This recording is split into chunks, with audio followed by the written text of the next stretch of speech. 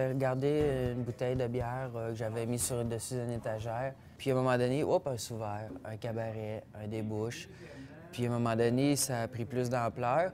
En faisant plus de lecture sur la bière, je me suis intéressé plus au brassage de la bière, donc à l'histoire, à la fabrication aussi de la bière. On était arrivé vraiment dans le but d'exposer, mettre en valeur la collection, le patrimoine brassicole du Québec et d'ailleurs. Les arômes, la couleur dans la bière, la texture, puis tout ça proviennent principalement des différents types de maltes. Donc, on va avoir des maltes qui sont un petit peu, disons, caramélisés. Avant l'arrivée de l'industrialisation, l'électricité, la mécanisation, puis tout ça, même traditionnellement, c'était les femmes qui brassaient. Ils tournaient autour de la cuve avec des grosses braules comme ça, qu'on appelle des fourquets, pour mélanger le grain avec l'eau. L'idée, c'est d'avoir une température constante. C'est intimement lié, on ne peut pas dissocier. Si un jour on dit « je retire la collection, je garde le brassage », on vient de tuer une ambiance, on vient de tuer une clientèle. Il y a moyen de rencontrer le brasseur, il y a moyen de jaser avec, il y a moyen de tout goûter, de tout sentir, manger du malt. On se veut un lieu aussi de transmission de passion, de connaissance sur la bière, une ambiance aussi sympathique pour tout le monde.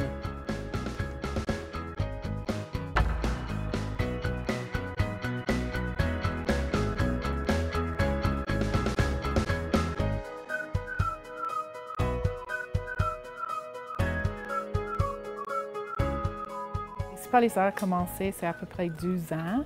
C'était créé par des artistes professionnels qui croyaient qu'il y a un besoin artistique et culturel dans les écoles. Quand on était dans les écoles, on a vu énormément de besoins sur le côté social et on a réalisé que l'art a une place plus importante que juste éducatif, mais ils peuvent toucher beaucoup de différents secteurs, comme la santé, comme le secteur communautaire, comme le secteur culturel, etc.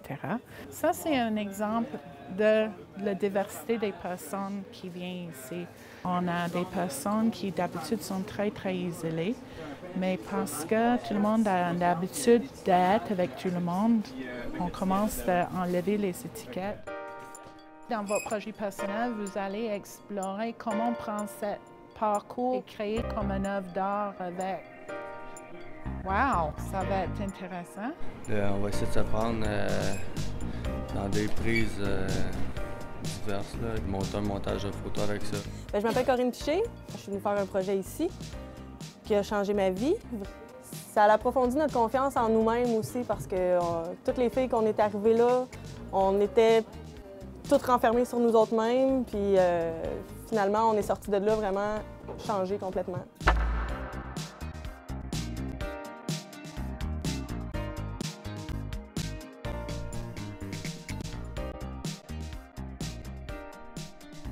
Un centre d'art, pour moi, c'est un rassembleur. C'est un lieu où on peut rassembler l'énergie de jeunes qui se forment, de vétérans qui ont de la substance à transmettre. Et puis pour moi, c'est la quintessence de la culture, c'est la transmission. C'est quelque chose qui va du passé vers l'avenir, qui nous définit dans le temps. Le Sentier des Arts, son origine commence très très tôt, en fait, au début du Centre d'art Offord. Gilles Lefebvre, le fondateur, avait comme motivation d'inclure non seulement la musique, son désir était aussi d'avoir des artistes en art visuel ici qui puissent venir en résidence sur le site ici, s'inspirer des lieux, de la vocation pour en fait créer des sculptures qui allaient bien représenter tout le projet du Centre d'art Offord dans son ensemble.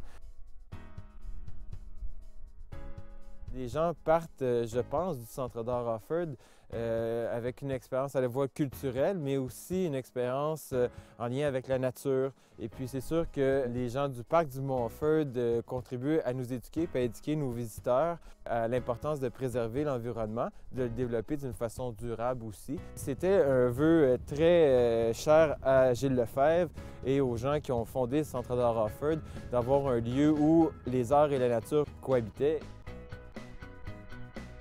Je crois que d'une part, on est dans une drôle de société où est-ce qu'on parle de la culture comme si c'était un objet, comme si c'était un bien de consommation.